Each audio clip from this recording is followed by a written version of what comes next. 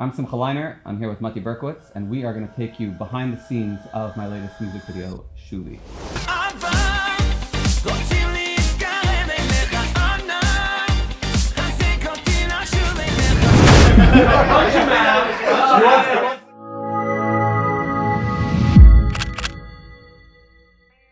I had an idea for this Shuvi music video, which we were going to take a bunch of different clips that were lined up side by side, do some really cool stuff with it. I called Motty really late at night. He was somewhere very loud.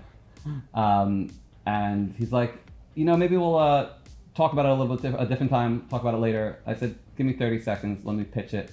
About 45 minutes later, we had this production underway.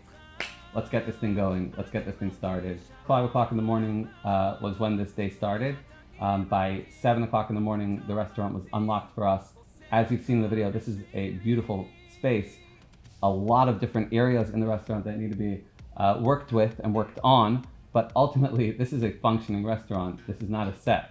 We couldn't shut it down for 3 days to plan for this. So we had stations set up in rooms where we can basically pull out all the equipment as soon as the dinner service finished to set up the next spot.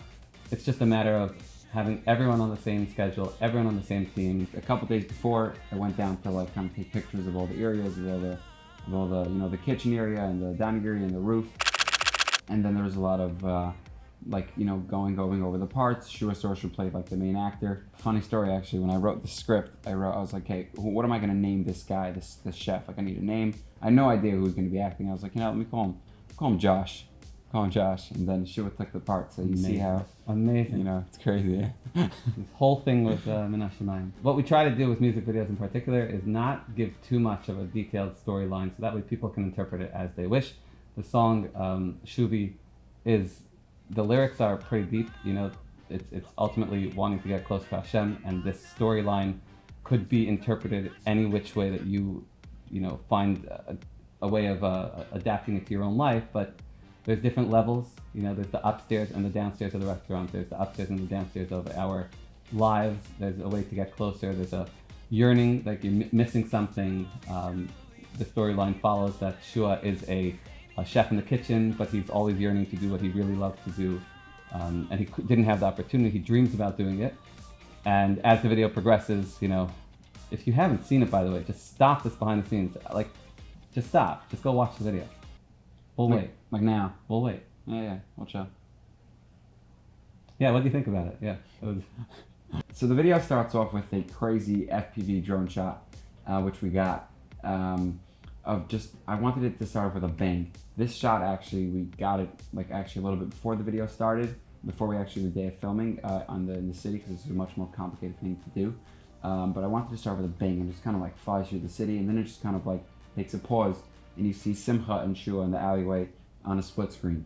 Again, Simcha's side is kind of a little more colored, a little more optimistic, a little more optimistic, a little more cool, and Shua's side's a little more a little more darker, he's not in the best of places. You see kind of Simcha walking to his place and Shua walking to his place, and then it kind of starts Shua's part of the story. Right. Our days are basically taking place at the same time, parallel, different situations, but at the same time. Shua's starts his day-to-day boring job in the kitchen, and you see him getting lost in the music, really wanting to do what he always dreamed of doing, which was being a musician. Being a drummer, yeah. Or being closer to Hashem.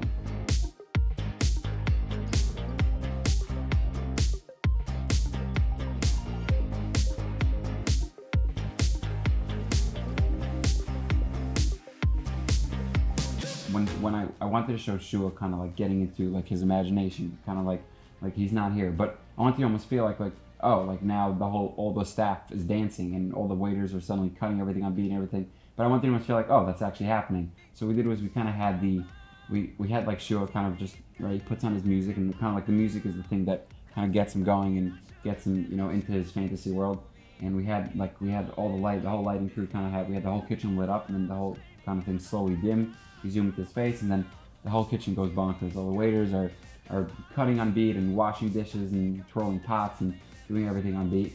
and then it gets even more intense. Once like the chorus comes in again, that's when you see suddenly there's a whole dance sequence going on, and Shua's on his drums.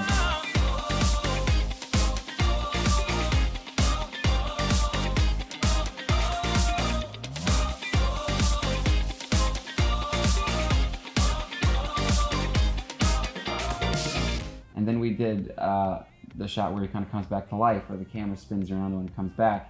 He has his pots and pans. He just spilled all the onions on the floor, and the other chefs aren't happy. And then he turns around and sees you, or does he? Maybe. Depends. We still don't know. Right. I may still be there. We wouldn't even know. It did feel like that at the end of the day. Yeah. We should have just like printed out a big cutout of me and left me in the corner. Yeah.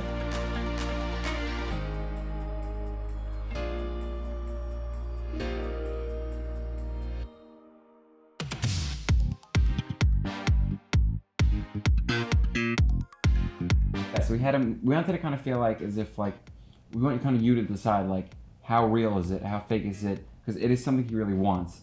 And when he turned around and he kind of saw Simcha, almost like the thing that was part of his imagination, the drumming, like he felt like it was all connected to it, but he wasn't sure if like he saw right what was going on, and no one else really saw him, and he goes out to chase him. Yeah. This scene was a big scene.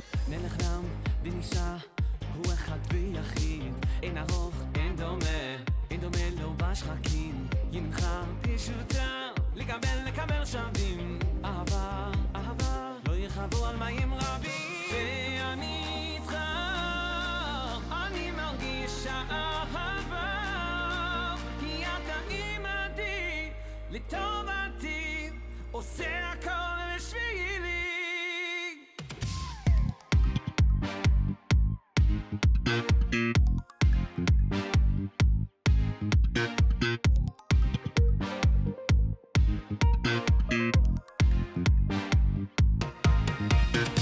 So you see Shua running around and he bangs into people and the wine and everyone's looking at him like what's he doing? And then I was like we need someone to kind of storm out and be like, yo, what's going on? So my original idea I was gonna use one of the extras we had that way I was sitting at the restaurant, but I saw the actual head chef. He was already there at the time starting to cook for later. And I was like, would you want to play this part? He's like, I don't know. I was like, he's like, what do I have to do? Mind you, the head chef of Wall Street Grill is no stranger to cameras. He was like a Top Chef finalist. Like he's been all around the world featured on shows and But he is the nicest guy though. I told him, I was like, you have to get mad. He's like, no, I don't know. I'm like, I'm not. He's like, he's a really, really nice guy. I was like, come on, do it for the views, you know?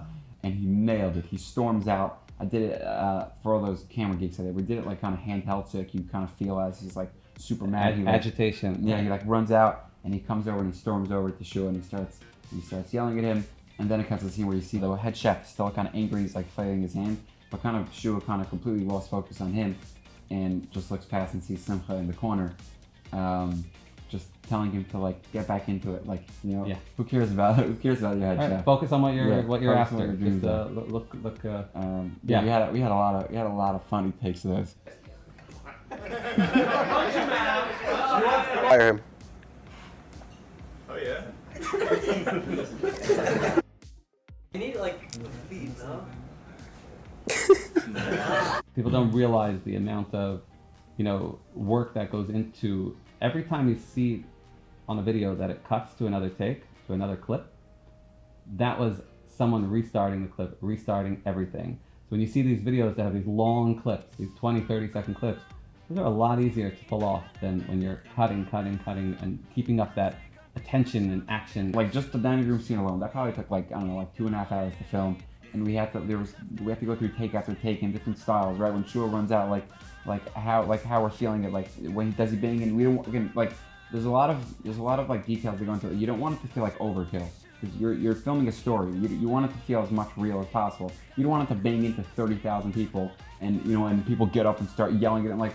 It's like in a real life, if something would happen, which is probably something not that far off. Someone acting crazy in a restaurant, he would look at him like, no, like we have to get that right now, so we have to film it many times over, many times. And there were funny times. Also, we're dealing with like 30 people sitting there, so then one person decides that his phone should ring, or one person decides to laugh, or one person. Exactly. As the story progresses, you see my performance start to really intensify, and you notice that I'm missing a drummer. Bashert, I'm missing a drummer. I'm missing one of the most important parts of my band. And that's really where the video comes together, is that he's chasing his dreams and the dreams are waiting there for him. Like the concept of like the flashing lights and everything, that whole like light effect, I saw it in something like recently, and like you always see these dance sequences in videos, you always see a lot of this type of thing, but the reason why this was different is because this wasn't really real. But when you see the dances and you see Shua drumming, this wasn't real. I was trying to figure out how do we make it feel like it's not really there, or maybe it's here. So you had all the lights flashing. We probably all basically almost died from that. Do you remember the star acrobat you had in the video? Yeah, that's right. If you slow it down, the video, and look at if you pause it at the right millisecond, you'll find the hidden dancer. Yeah. You should demonstrate what the guy did, though. No? I'm not sure. I don't know if he could come today. Okay. Yeah. And the roof scenes were a ton of fun. That was also, they had this Wall Street Grill. By the way, go there if you're hungry. They have this kind of like the roof area, the whole like side comes up. So we had this gorgeous view in the background of like the city. Minor detail, the office building across the street has another building next door to it that people live in. So if you're shooting a music video at midnight, blasting live music, you're gonna upset some of the neighbors. Yeah, this is actually crazy. Let's say we filmed on the roof for let's say like 2.5 hours, right?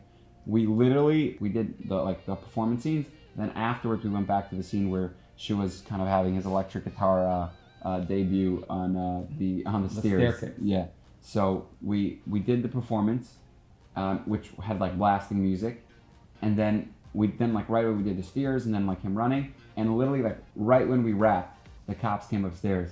And they're like, yeah, we're getting noise complaints. We're like, oh no, we were just doing this for like a few. No, it's over. It's way over. It's completely done. Completely done. So whether we liked it or not, yeah, we finished the video at the perfect time. Thanks so much for watching our behind the scenes of the Shuvi video. Go follow Motty Berkowitz on Instagram and his YouTube channel.